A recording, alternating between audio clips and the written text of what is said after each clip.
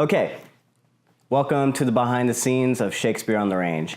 Shakespeare on the Range, if you don't know, is a little film I was the first assistant director on back in May. It had its world premiere at the LA or Louisiana Film Prize here in October. Directed by Christine Chen. It was made for this competition, and we went out to Shreveport, Louisiana for 4 days, and we filmed a small film. It's about convicts, life inmates who, because, you know, they want to change their life and they want to turn things around and they really have nothing else to do, they're trying to find some sort of hope, and through that they are taking a program by doing Shakespeare classes. And this is based on a true story. There's a book about it and there's some documentaries about it. And so Christine really wanted to tell the story. So this is a little bit of what I could capture of Shakespeare on the Range. So day one, obviously, is just trying to get there. We got there late the night before our first day, and it was just about getting packed, getting settled in, and checking up all our equipment. And then eventually we just headed out, packed our things up. Of course, because I have the Jeep, when we got to this abandoned prison that we were shooting at, I decided to take the doors off. So that's what you see there. And then we had this whole prison to ourselves for 2 days. First day was all about filming this small riot scene, something that kicks off some things between a couple of our characters, and as well as our climactic scene of them performing Shakespeare's Macbeth in the church. And so that's day one. Hey, tell me your PA joke. Which one? The first one or the second one? The second one. The second one was better. Okay, what's the PA joke, Roxy? Okay. So this was told to me, so no judging me. What's a PA's favorite color? What? Who the cares? They're a PA.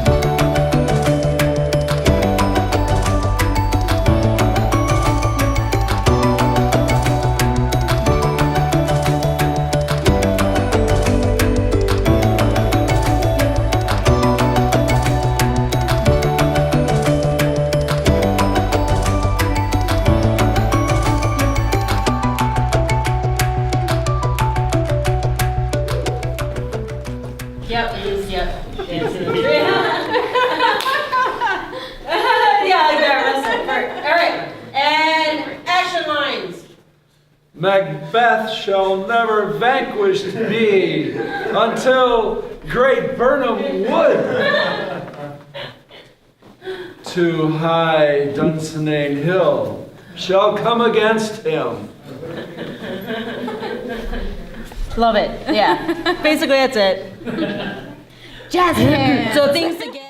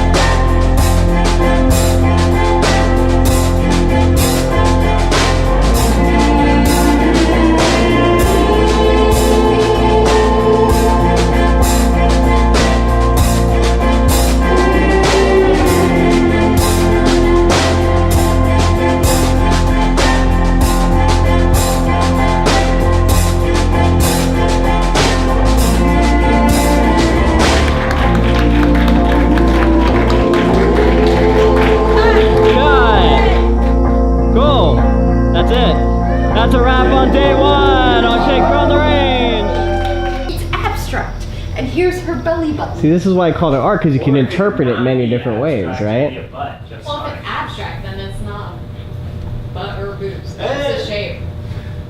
So what y'all are It's both telling me, simultaneously. Oh God. what you're telling me is that you don't see a Mack truck. I can kind of see a Mack truck with its arms Several up. questions. Yeah. I see that. It's probably a Mack truck reaching. There's No, the belly I button. bet it's butt because I see like hair at the very top. Like her hair is like. Where do you see hair? Like right here. I bet the back of this painting says it's That's a like. Wait a second. Is it butt or boobs? It's probably. That's what I think it says. Nope. It's a Mack truck, isn't it? it Isn't it? says Mack truck. Oh, wait. What's it say? From behind. It's a butt. Yeah, that could not be much clearer. Damn it. It's a Mack It's truck. both. So for Well, the record, It's a Mack truck. It's definitely. For the record, it's a butt. It's a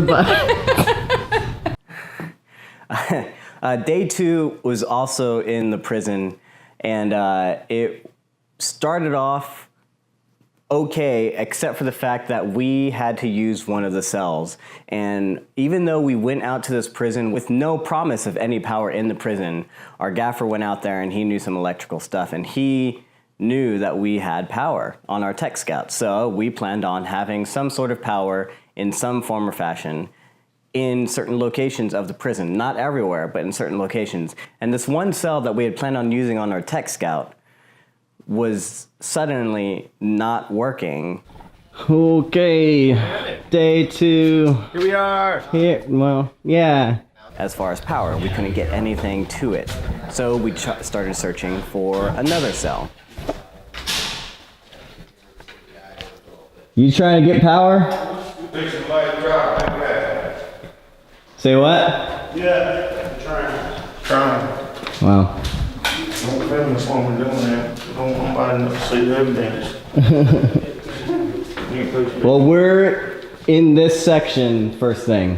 Eventually, when we found the cell block that did have power, we couldn't get the doors to open or close.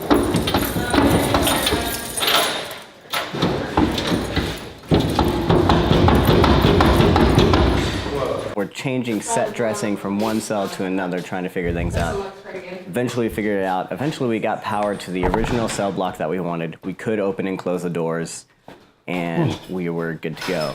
We're getting fairly close here. And so this was day 2, just cell stuff, everything involving those.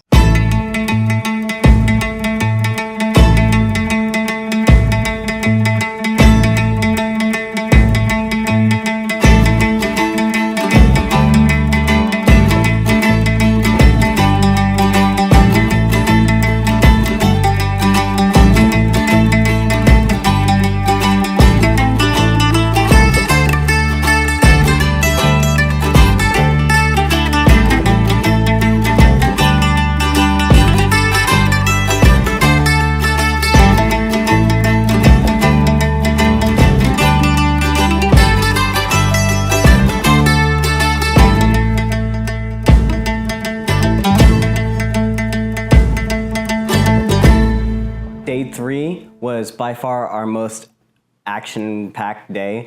We had flashback scenes to do, 3 specific flashback scenes to do with our kids and our teenagers and some of our other main actors to show where these characters had come from. And so we have squibs going on. We have our cameraman hanging out of a car while kids are riding bikes. We have lots and lots of blood, and this is by far the most we had. We had 3 separate locations and had to pack it all into one day. I hope you enjoy this one.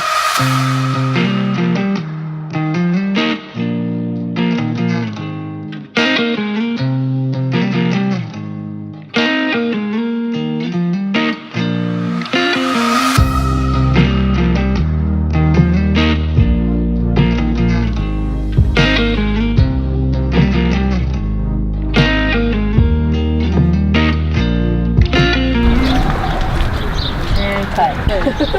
What is this?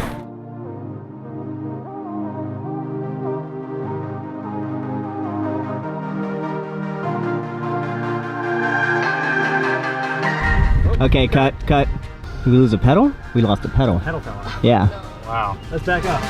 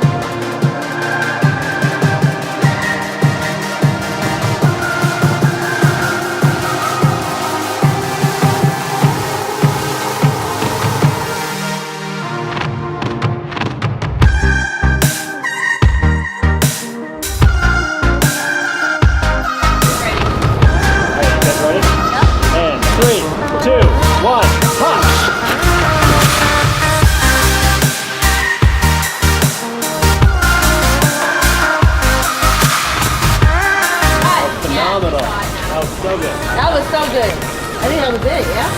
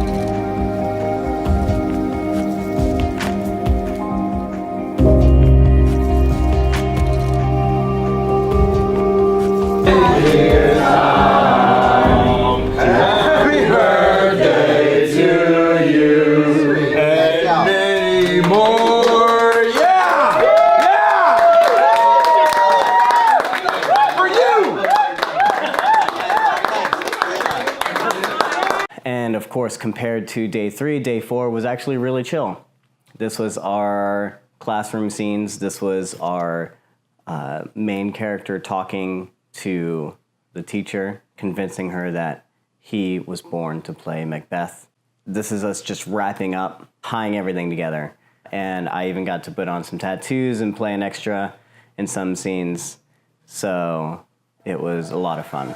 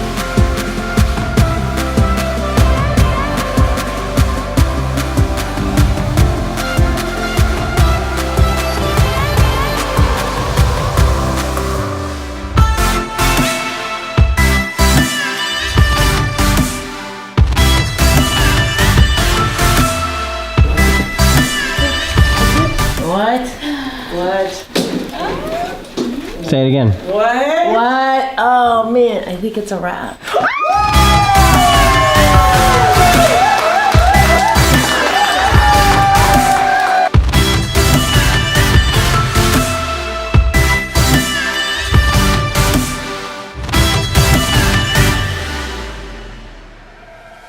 So there you have it. That is behind the scenes of Shakespeare on the Range. Unfortunately, because I was working, it was a little less cohesive than I wanted, which is why I'm doing this little narrative here. I do want to thank everyone who helped us in making this a reality. We went to the LA Film Prize this past week. We didn't get the top award, which is what everyone wants, what we wanted, but we did get a founder's grant, which means they are giving us $3,000 to return next year. So we are definitely doing another film in Louisiana. Look out for that with Christina Moth of Flame. But again, everyone else who helped us on this project, down to the PAs, to the cinematographer Taylor, he was amazing, to our awesome crew of Kelly, who did art department, and Roxanne, who did makeup and hair and effects for all this talent and everything, you know. So and the people who came and gathered around us, who we didn't know prior to this and just came out, to Greg, to Chris Evans, to, I'm missing a lot of people, our actors, everything else. One person I want to mention specifically is Trish, who was an amazing PA. One of the people I could trust the most, knew that I can count on, and I turned to her for a lot of things. Second assistant director duties when I wasn't around. She was gung-ho about everything and was just a yes and a doer. And unfortunately, we lost her a few months ago. It's been rough hearing that news. So it's a sad thing and really tragic, and it's something that we were not expecting. And I wish I had more footage of her. She was in some of these behind the scenes, but there really wasn't much that we had that I had captured of her. If it wasn't for her and for the help of everyone else, like, we couldn't have done this. And it's especially hard to know that one of our team and who became our family is now gone. So Trish, this one goes out to you, and really wish you were with us. So rest in peace. Thank you again for joining me. Thank you for being on this journey. I hope you enjoyed this behind the scenes, even though it wasn't as inclusive or as coherent as I wanted it to be. But there's definitely more coming down the line, and you should definitely, I'll post a link somewhere if the film ever has a chance for you to see it. But in the meantime, just keep following, subscribe, like this video, share it, do whatever you gotta do, and see you on the next one.